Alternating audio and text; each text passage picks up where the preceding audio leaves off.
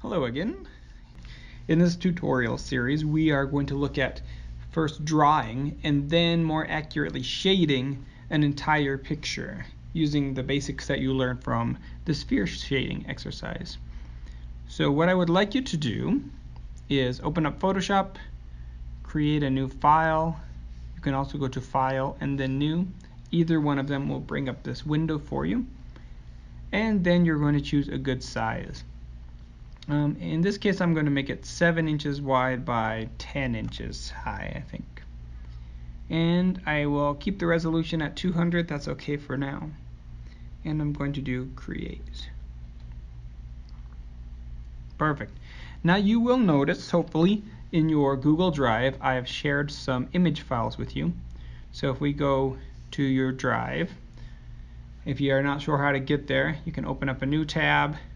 If you're using Chrome, you can just go up to this grid at the top and go to Drive. Inside of Drive, you will want to hit the Shared with Me tab over here, and it will take you to some stuff that I've shared with you. If you need to search for my name up in the search bar, you can, but either way, you're going to end up getting to this series of pictures if you can find the folder Art Tech Student Materials. I'll also include a link to that in our class notes. So here we have 4 pictures, and it is your choice which one you want to try to draw. They all have shadow and shading in them. They all have highlights. Some of them are more reflective than others, so you can choose the one that you think will be interesting for you. I'm going to use this one right here, and I will try to keep my instructions pretty general so that if you are following along using a different picture, you can do the same thing as you follow along with me. So first thing we need to do is get this picture into Photoshop. So you're going to click on that. If you right click, you should have the option to download right here. Or if you go into it, you should also have this button right here that should let you download it. So just get that downloaded onto your computer. If it is working, you should see it pop up right here at the bottom of the screen, and it is in your downloads folder. So now we go back to Photoshop. We are going to go to File, Place Embedded. So that actually saves a copy of the picture inside of our document. So we'll hit Place Embedded. This will pop up. We will go to Downloads, where this picture is that we have just downloaded. Click on that and hit Place. So whichever picture you choose, the process is pretty much the same. So I'm just going to do some adjustments here. I think I want this to fill up my canvas a bit more. So I'll just stretch it out to where I want it to be. And then when it's perfect, I'm going to hit Enter. And then I'm going to resize my canvas so that I can see the whole thing. So I'm going to use the crop tool right here, and I'm going to drag that out until it shows as much of my canvas as I want it to. I can also crop in the bottom and top if I don't want to have that extra space. Beautiful. Alright, so one of the things that I'm kind of on the fence with Photoshop is that yes, you can bring in the pictures and you can trace directly on these images, but because I also want you to sometimes be drawing your own items, I would like you to practice that drawing skill. So I'm kind of in between on this. So I think for this one we'll be okay with tracing it, because that's kind of one of the benefits of working digitally, is that you can take things onto your computer and pretty much just use them. So we are going to start with a new layer over here. This will be our sketch layer. If you'd like to double click on this layer and name it Sketch, that would be awesome. It'll help keep things clear in your mind. And then we are going to choose a color to sketch with. It should be a color that is going to stand out, one that you're not going to use a lot for coloring things in. So this is a nice greenish color. I like that. And you want your paintbrush, so hit the brush or B on your keyboard, and then shrink down your brush using the left bracket key to the size you want. Give it a test out. see what it looks like.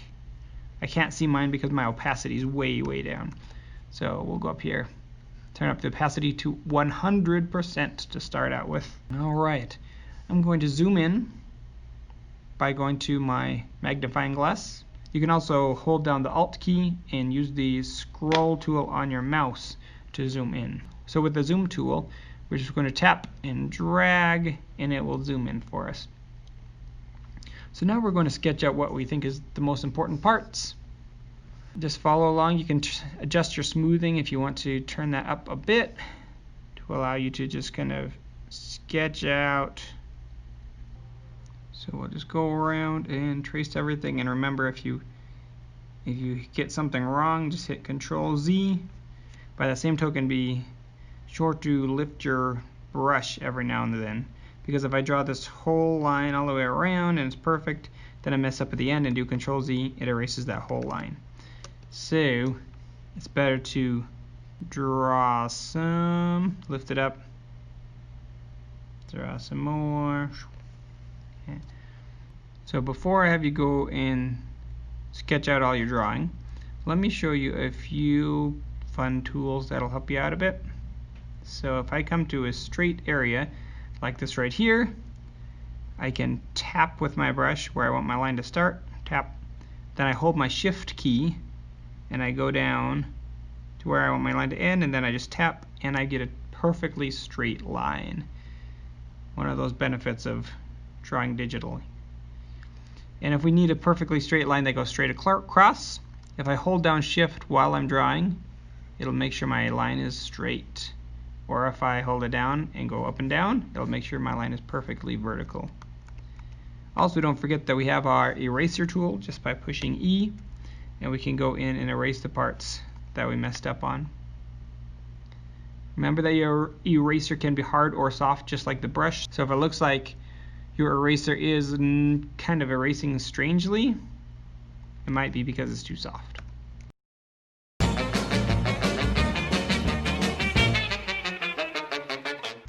So another thing you can do is you can actually draw your entire shape through another shape. So if I need to make sure this is pretty circular here, I can draw it and cut it through, then just pull up the eraser tool, shrink it down to whatever size you need it to be, and just keep the parts that you need. Alright, so you can see I've also decided to use some lines to trace out loosely the shape of the shadows that are on there, which is going to be helpful to me as well later.